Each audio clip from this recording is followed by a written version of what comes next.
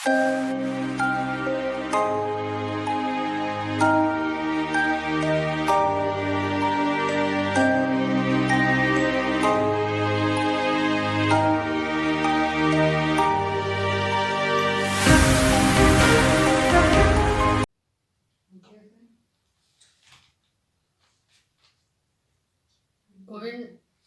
19 के चलते online classes में सभी बच्चों का स्वागत है। हम कक्षा 10th के अध्याय 5 का लोकतंत्र उसका आज अध्ययन करेंगे और उसके बारे में विस्तार से जानेंगे कि लोकतंत्र क्या है। लोकतंत्र जो कि डेमोक्रेसी शब्द का हिंदी अनुवाद है। डेमोक्रेसी शब्द का हिंदी अनुवाद है, जिसका अर्थ होता है जनतंत्र या लोकतंत्र। डेमोक्रेसी जो शब्द है वो ग्रीक भाषा के दो शब्दों से डेमोस प्लस क्रेटिया से मिलकर बना है। डेमोस का अर्थ होता है जनता तथा क्रेटिया का अर्थ होता है शक्ति। इस प्रकार डेमोक्रेसी शब्द जो कि अंग्रेजी भाषा का शब्द है, उसका हिंदी अनुवाद होगा जनता की शक्ति। डेमोक्रेसी शब्द है जो कि अंग्रेजी भाषा का हिंदी अनुवाद है लोकतंत्र, जिसे जनतंत्र या जिसमें सारी शक्ति है वो जनता के अंदर निहित होती है। लोकतंत्र को समझने के लिए हमें इसके विभिन्न रूपों का अध्ययन करना होगा। विभिन्न रूपों का अध्ययन करना होगा। बर्नस ये कहता है कि जो लोकतंत्र है उसके अनेक अर्थ निकलते हैं तथा लोकतंत्र एक भावात्मक शब्द है, यानी कि उसके साथ बहुत सारे भाव जुड़े हुए होते हैं। इसको समझने के लिए, इसकी पूर्ण अवधारणा को समझने के लिए हमें लोकतंत्र से संबंधित जितने भी जो रूप हैं उनको समझना पड़ेगा। जो लोकतंत्र है वो एक विधि है, ये सिद्धांतों का एक समूह है तथा एक भावात्मक अर्थ के साथ जुड़ा हुआ शब्द है। लोकतंत्र के जो विभिन्न रूप हैं वो 4 प्रकार के बताए गए हैं। पहला है राजनीतिक लोकतंत्र, दूसरा है सामाजिक लोकतंत्र और तीसरा है आर्थिक लोकतंत्र और चौथा है नैतिक लोकतंत्र। पहले हम राजनीतिक लोकतंत्र की बात करते हैं। पहला पॉइंट, राजनीतिक लोकतंत्र। राजनीतिक लोकतंत्र को अतीत में यानी कि पूर्व में, अतीत में इसे व्यक्तिवादी लोकतंत्र कहा गया। अब व्यक्तिवादी लोकतंत्र क्या है? व्यक्तिवादी लोकतंत्र का अर्थ यह होता है कि इसमें व्यक्ति को अधिक से अधिक स्वतंत्रता दी जाती है तथा राज्य का कम से कम हस्तक्षेप हो, यानी कि व्यक्ति की स्वतंत्रता पर अधिक बल दिया गया है। व्यक्ति की स्वतंत्रता पर अधिक बल दिया गया है। उदारवादियों ने इसे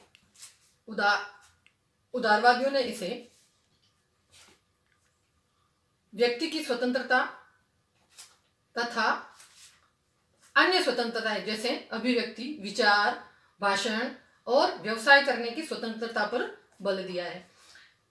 जो लोकतंत्र है वो सबसे पहले पाश्चात्य देशों में आया, इसीलिए इसे कई लोग पाश्चात्य लोकतंत्र भी कहते हैं। तथा मार्क्सवादियों ने इसे पूंजीवादी लोकतंत्र कहा है।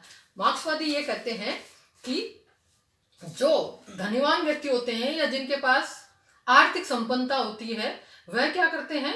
आर्थिक संपन्नता या आर्थिक बल के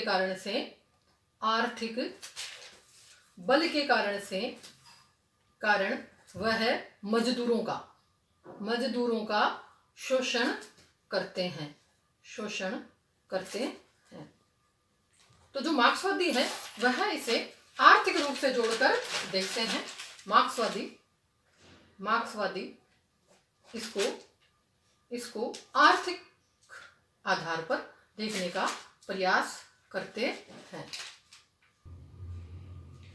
उदारवादियों ने या आधुनिकवादियों ने इसे उदारवाद लोकतंत्र कहा है, जिसमें व्यक्ति को विभिन्न प्रकार की स्वतंत्रता की बात कही गई है।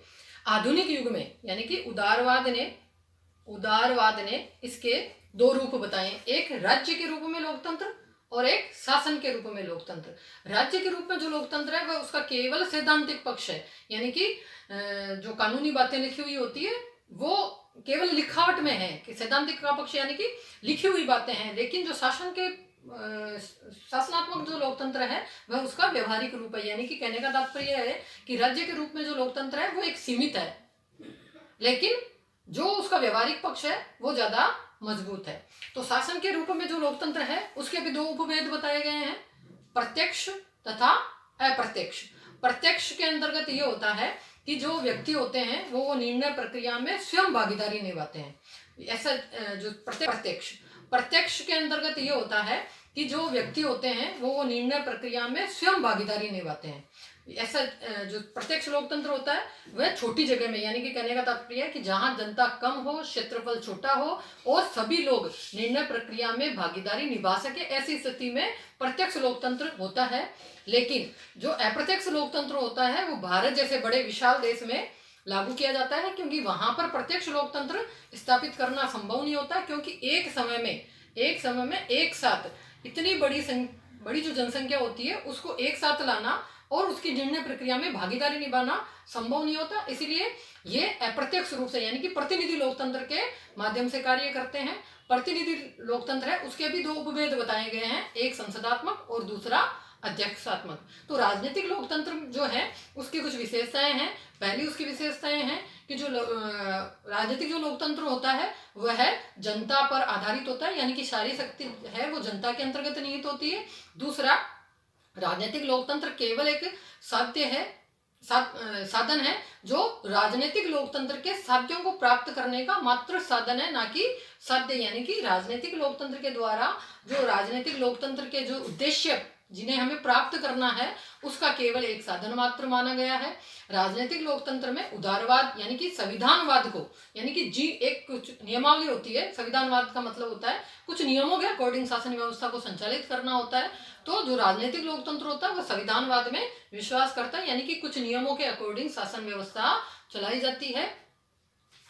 आगे हम इसका दूसरा जो रूप है वो बात करेंगे सामाजिक लोकतंत्र। सामाजिक लोकतंत्र, प्रत्यक्ष लोकतंत्र अपन बात कर रहे थे सामाजिक लोकतंत्र की। जो अपन पहले राजनीतिक लोकतंत्र में दो रूप बताए, प्रत्यक्ष और अप्रत्यक्ष। प्रत्यक्ष और अप्रत्यक्ष में हम स्पष्ट कर दें कि जो प्रत्यक्ष लोकतंत्र है वो स्विट्जरलैंड जैसे छोटे देशों में संभव होता है, क्योंकि वहां की जो जनसंख्या है वो कितनी है, थोड़ी है। थोड़ी जनसंख्या को एक साथ लाना संभव हो पाता है और निर्णय प्रक्रिया यानी कि निर्णय प्रक्रिया में उनकी भागीदारी संभव हो पाती है। लेकिन एक भारत विशाल देश है, भारत जैसे और बहुत सारे जो देश हैं जिनके जनसंख्या बहुत ज्यादा है, जनसंख्या बहुत ज्यादा होने के कारण से निर्णय प्रक्रिया में सभी व्यक्तियों को एक साथ लाना संभव नहीं होता। दूसरा, वो निर्णय प्रक्रिया में मान लो कुछ व्यक्ति निर्णय दे भी दें तो वो एक साथ उस पर सहमत नहीं हो पाते, जिसके कारण से यहाँ प्रतिनिधि लोकतंत्र या अप्रत्यक्ष लोकतंत्र लागू होता है। इसमें हम क्या करते हैं, हम हमारे प्रतिनिधियों को चुनते हैं और वो प्रतिनिधि हमारी तरफ से सरकार तक अपनी बात पहुंचाने का यानी कि जनता की बात पहुंचाने का कार्य करते हैं और हमारी बात सरकार तक पहुंचती है और हम हमारे प्रतिनिधियों के माध्यम से हम निर्णय प्रक्रिया में भागीदारी करते हैं। अब इसका प्रकार नाम से पता चलता है, समाज में यानी कि जहां हम रहते हैं, जिस देश में हम रहते हैं वहां पर लिंग, धर्म, जाति, ऊंच नीच या रुतबे के आधार पर किसी तरह का भेदभाव नहीं होना चाहिए। हर नशा ये कहता है कि समाज में समानता की प्रबलता का विचार ही सामाजिक लोकतंत्र है। यानी कि इस आधार पर सामाजिक लोकतंत्र के अंतर्गत सारी बातें, चाहे वो जाति के आधार पर हो, चाहे लिंग के आधार पर हो, चाहे धर्म के आधार पर हो, या किसी रुतबे के आधार पर हो, किसी तरह का भेदभाव नहीं किया जाएगा। समाज में सबको समानता दी जाएगी और समानता का विचार रखकर आगे बढ़ना होगा। अगर कहीं पर भी समानता नहीं दिखाई देती है तो हम उसे सामाजिक लोकतंत्र नहीं कहेंगे। इसी प्रकार सभी व्यक्तियों को अवसर की समानता भी देना होगा, इसे हम सामाजिक लोकतंत्र कहते हैं। इसके आगे का जो तीसरा पॉइंट है वो है आर्थिक लोकतंत्र। आर्थिक लोकतंत्र, आर्थिक लोकतंत्र के अंतर्गत हालांकि इसको पाना संभव नहीं है, लेकिन ऐसा प्रयास किया जा सकता है कि सभी व्यक्तियों में आर्थिक आधार पर समानता स्थापित की जाए। तो उदारवाद के अंतर्गत ये प्रयास किया जाता है कि सभी व्यक्तियों में समानता लाई जाए। जैसे बहुत सारी योजनाएं चलाकर समानता स्थापित की जाती है, तो यहाँ पर अवसर की समानता देने का प्रयास किया जाता है। यानी कि किसी व्यक्ति को अवसर के आधार पर भेदभाव नहीं किया जाएगा, समान अवसर उपलब्ध कराने का प्रयास किया जाएगा। आर्थिक लोकतंत्र के अंतर्गत सभी को समान अवसर उपलब्ध करवाना। इसमें उदारवादी जो शासन व्यवस्था है, उसके अंतर्गत बहुत सारी योजनाएं लागू की जाती है, जिसमें सामाजिक कल्याण की बात की जाती है। सामाजिक कल्याण की बात करते हैं और इसका आधार क्या होता है कि बहुत सारी जो बड़े जो उद्योगपति होते हैं उनसे टैक्स लेते हैं और टैक्स के माध्यम से बहुत सारी योजनाएं चलाई जाती है। जो ये धन आता है उससे उन तबकों का आर्थिक स्तर ऊंचा उठाने का प्रयास किया जाता है जो कि निम्न वर्ग के होते हैं या निम्न तबके के होते हैं, जिनके पास आर्थिक संसाधन की कमी होती है। तो उसमें सुधार करने के लिए इस प्रकार की योजनाएं चलाई जाती है और आर्थिक लोकतंत्र स्थापित करने का प्रयास किया जाता है। आर्थिक लोकतंत्र के बाद में चौथा पॉइंट है वह है नैतिक लोकतंत्र। नैतिक लोकतंत्र जैसा कि नाम से ही पता चलता है, नैतिक यानी कि हमारी जो नैतिक बातें होती है उनको हम शामिल करते हैं, जिसमें दया, प्रेम, बंधुत्व, भाईचारे आदि की भावना होती है। इसको लेकर आगे बढ़ते हैं। इसकी जो संपूर्ण अभिव्यक्ति हमें देखने को मिलती है फ्रांस की क्रांति में। फ्रांस की क्रांति जो 1789 में हुई, उसमें देश एकत्व की भावना तथा भाईचारे की भावना को महत्व दिया गया और एक साथ आने का प्रयास किया। इस प्रकार की जो भावना होती है उसे नैतिक लोकतंत्र कहा जाता है, जिसके आधार पर जो भी कानून व्यवस्था बनाई जाती है वो नैतिक बातों को ध्यान में रखकर कानून व्यवस्था की स्थापना की जाती है, ताकि देश में नैतिक लोकतंत्र की स्थापना हो सके और हमारे जो नैतिक मूल्य हैं उनको लेकर आगे बढ़ने का प्रयास किया जाता है। यानी कि जितने भी जो नैतिक बातें होती है वो सारे लोकतंत्र में शामिल की जाती है, जिसमें देश बंधुत्व, भाईचारे की भावना है ना, और दया, प्रेम, ये सारी बातें उसमें जोड़कर आगे बढ़ते हैं। अब आते हैं अपन लोकतंत्र की विशेषताएं। लोकतंत्र की जो विशेषताएं हैं वह ये है कि यह एक जनता का शासन है। यानी कि जो डाइस है वो ये कहता है कि इसमें अधिकतर देश का जो भाग होता है या शासन का जो अधिकतर जो लोग होते हैं वह शासन के भाग होते हैं, यानी कि शासन में भागीदारी निभाते हैं। यानी कि कहने का तात्पर्य है कि सारी शक्ति है वो किसमें निहित होती है? जनता में। सारी शक्ति किसमें निहित होती है? जनता में। इसीलिए इसे कहा जाता है ये जनता का शासन है। यानी कि जनता के द्वारा सरकार को नियुक्त किया जा सकता है और सरकार अगर सही तरीके से कार्य नहीं करती है तो उसे पदच्युत भी किया जा सकता है, यानी कि उसको पद से हटाया जा सकता है। तो और सरकार का निर्माण करती है, सरकार को पद से हटा सकती है, सरकार की निर्णय प्रक्रिया को बदलने का कार्य भी कर सकती है। यानी कि सारी शक्ति है वो जनता के अंतर्गत निहित होती है, इसीलिए इसे कहा जाता है जनता का शासन। दूसरा आता है जनता द्वारा शासन। जनता द्वारा शासन यानी कि जनता द्वारा शासन हम जो प्रत्यक्ष शासन व्यवस्था होती है उसमें तो सीधी जनता निर्णय प्रक्रिया में भागीदारी निभाती है, लेकिन जहां अप्रत्यक्ष रूप से शासन होता है वहां पर जनता क्या करती है? अपने प्रतिनिधियों को स्वयं चुनती है, इसीलिए इसे जनता द्वारा शासन कहा जाता है। जो प्रतिनिधि होती है वह उसे आगे आने वाले समय में बदल सकती है, इसीलिए इसे जनता का शासन जनता द्वारा शासन कहा जाता है, तथा ये एक साधन मात्र है, साधन मात्र है, ना कि साध्य। साधन मात्र है, ना कि साध्य। साधन मात्र का मतलब ये होता है कि ये लोकतांत्रिक राजनीति में जितने भी जो उद्देश्य होते हैं उनको प्राप्त करने का साधन है, ना कि स्वयं में एक साध्य। यानी कि इसको केवल एक साधन माना गया है जिसमें जनता के जितने भी उद्देश्य हैं उनको प्राप्त करने का प्रयास किया जाता है।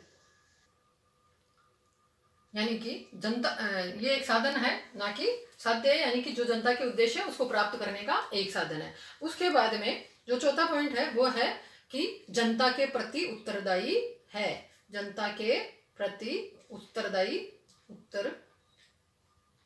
उत्तरदायी शासन है। यानी कि जनता इसको चुनती है, इसीलिए जनता के प्रति उत्तरदायी। यानी कि जनता क्या चाहती है, यानी कि जब ये घोषणा करते हैं कि हम ये करेंगे, उसके आधार पर इनको वोट मिलते हैं और प्रतिनिधि चुने जाते हैं। तो ये जनता के प्रति उत्तरदायी होते हैं। जनता क्या चाहती है उसके आधार पर ये सारा कार्य करते हैं और जनता के हित के कार्य करते हैं।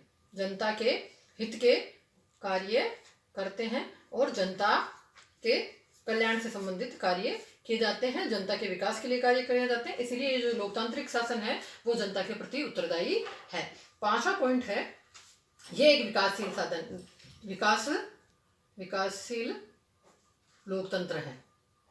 यानी कि एक समय था जब ये केवल व्यक्तिवादी लोकतंत्र था, बाद में ये उदारवादी लोकतंत्र हुआ और बाद में यह है व्यक्तिवादी लोकतंत्र, उसके बाद में उदारवादी लोकतंत्र। आज की जो अवस्था है वह एक लोक कल्याणकारी लोकतंत्र हो गया है। यानी कि जनता की भलाई से संबंधित, जनता के कल्याण से संबंधित कार्य करने से संबंधित है और जनता से संबंधित कार्य